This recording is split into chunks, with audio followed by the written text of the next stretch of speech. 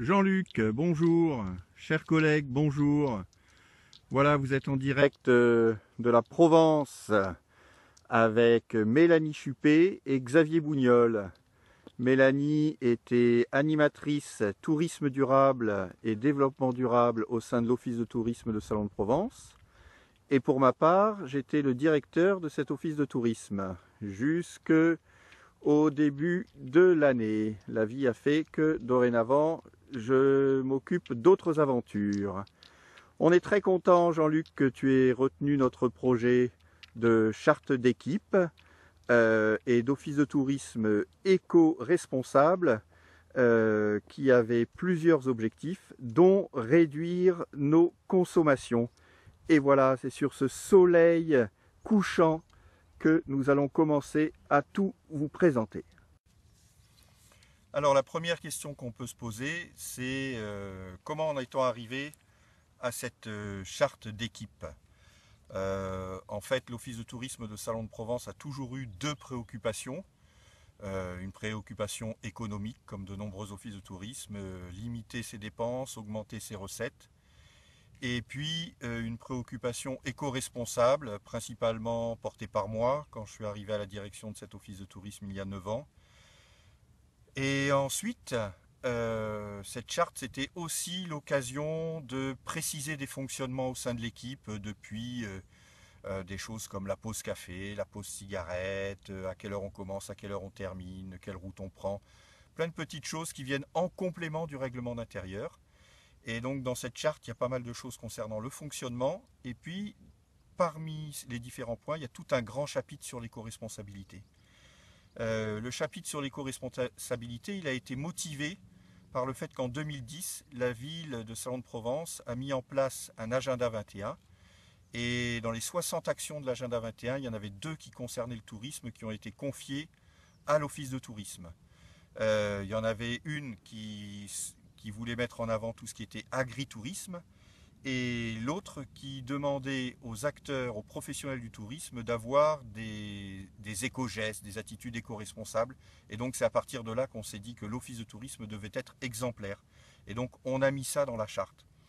Euh, cette charte, elle a mis pas mal de temps à se mettre, à être écrite noir sur blanc. Il y avait différentes sensibilités au sein de l'équipe. On voulait vraiment que ce soit complémentaire au règlement intérieur. Et en commençant à travailler dessus, il y avait évidemment des freins. Et moi, je me suis vite rendu compte que ça ne pouvait pas être moi directement qui la mettais en place, qui travaillait avec l'équipe là-dessus. L'équipe, c'est une petite dizaine de personnes. Et qu'il fallait un intervenant extérieur. Et les intervenants extérieurs que j'ai trouvés, ce sont des stagiaires, dont c'était les études, l'écotourisme, le développement durable. Et il y a eu 3 stagiaires qui se sont succédés. Les 2 premières ont amorcé le travail et le travail a été terminé par Mélanie Chuppé, qui a fait un stage de 6 mois à l'office de tourisme et qui, parmi les différentes actions dont elle s'est occupée, a terminé cette charte qu'elle va maintenant vous présenter. Pour rédiger cette charte, je me suis basée donc, sur ce qui avait déjà été écrit. Comme précisé Xavier précédemment, il y avait eu 2 stagiaires avant moi qui avaient vraiment fait tout un travail de fond avec l'équipe. Je me suis également basée sur mes sensibilités, vu que je suis issue d'une formation dans le tourisme responsable et dans le développement durable d'une manière générale. Et donc je me suis aussi basée sur les connaissances et les compétences que j'avais pu acquérir pendant ma formation. Cette charte, c'est avant tout une collaboration d'équipe. Donc moi, j'étais là vraiment comme médiateur en fait. J'étais à la rencontre de chaque métier pour essayer d'identifier les points forts avant tout, mais aussi donc les points faibles et dégager des problématiques sur lesquelles on pouvait travailler en termes d'éco-responsabilité. Et donc à partir de ces rencontres, de ces échanges avec l'équipe, j'ai pu identifier différents points qui se retrouvent dans la charte. Il y en a 6. Donc il y en a un premier qui concerne vraiment l'accueil, le renseignement des visiteurs. Ça concerne vraiment qu'est-ce qui est mis en avant au niveau de l'accueil. Moi j'insistais beaucoup sur tout ce qui est activité locale, par rapport à l'agritourisme aussi, tout ce qui est vente à la ferme, etc. Donc vraiment avoir cette approche locale en matière de renseignement.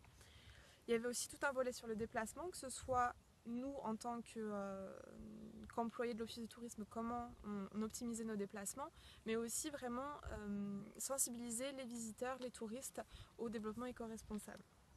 On a eu un gros volet aussi sur la gestion des déchets, que ce soit au niveau du papier, mais même vraiment au niveau de notre fonctionnement interne, parce qu'on avait nos repas par exemple qui se faisaient à l'office, donc comment on gérait les déchets liés à ça. On a eu aussi toute une gestion par rapport au papier. Je pense que vous êtes tous familiers avec cette problématique. Donc voilà, essayer d'optimiser au maximum les impressions, la gestion du papier, enfin des déchets papier, etc. Tout ce qui est consommation d'énergie. Donc voilà, différents petits gestes, que ça concerne la lumière, le chauffage, la climatisation, etc.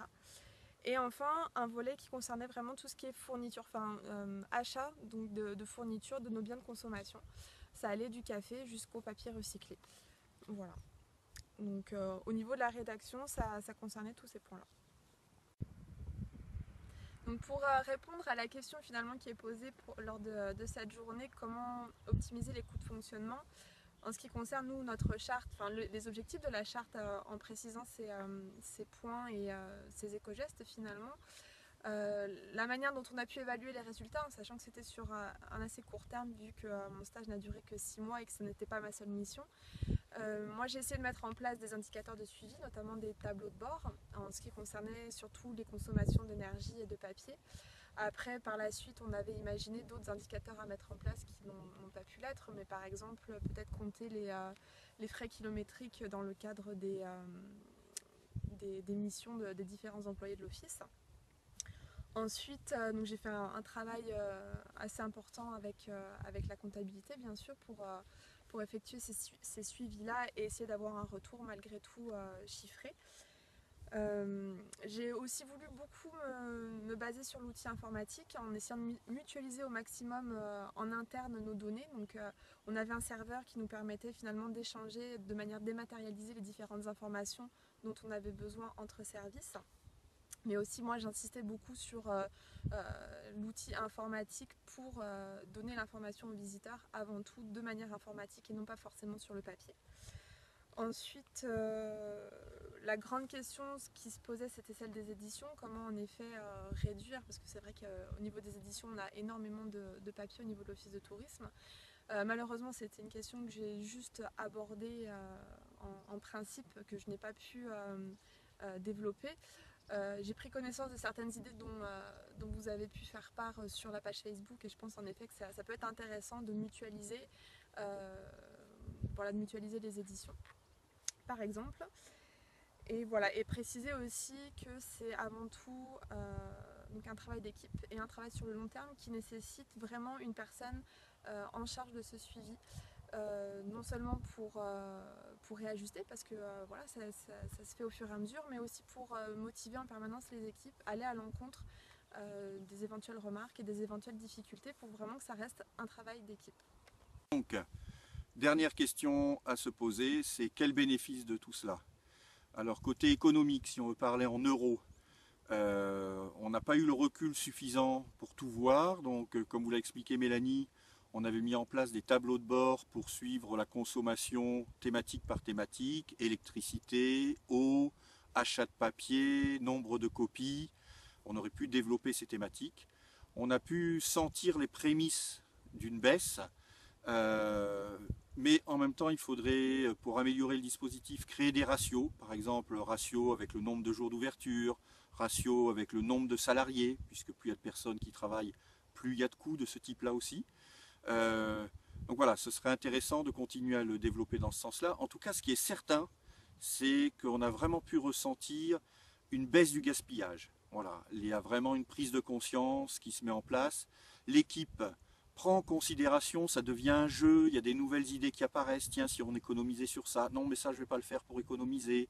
Donc ça prend. Et puis il y a un intérêt général aussi qui se fait avec le suivi de formation. On a mis en place des formations sur les transports, mode de transport doux avec TER, Transport Express Régional, qui est intervenu directement à l'office, l'Aglopole, l'intercommunalité qui gère les déchets qui est venue faire une présentation directement à l'office, donc pour que le personnel se sente très concerné. La prise de conscience, c'est aussi un état d'esprit, c'est-à-dire que tout le monde comprend l'intérêt que ça peut avoir pour soi, pour la vie entre collègues et pour l'économie de l'office. On va terminer cette intervention en vous donnant la charte qui a été rédigée par l'équipe. Parce que voilà, comme ça vous trouverez plein d'idées dedans. Par contre, et je fais confiance à Jean-Luc à ce sujet-là, l'idée c'est que ce ne soit pas du copier-coller, parce que comme vous l'a expliqué Mélanie, cette charte pour qu'elle marche, même si on pourrait dire qu'il y a 70% des idées que vous aurez vous-même, ce qui est bien c'est qu'elles émanent de l'équipe, que ça vienne d'une ambiance. Voilà. Eh bien écoutez, nous vous souhaitons de bonnes économies et à bientôt.